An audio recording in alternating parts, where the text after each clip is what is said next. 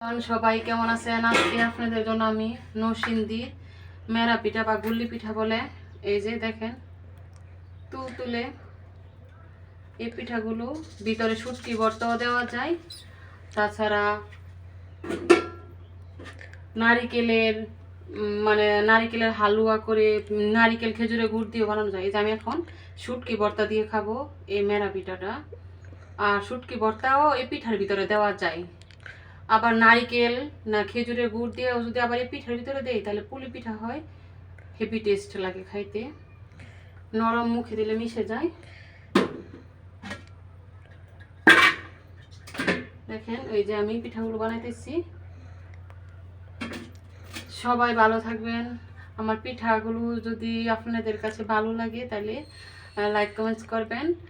আর আমার ভিডিওটা যদিও ভালো লাগে তাহলে ভাই বোনেরা আমার ভিডিওটা একটু সাবস্ক্রাইব করে দিবেন। আসসালামু আলাইকুম।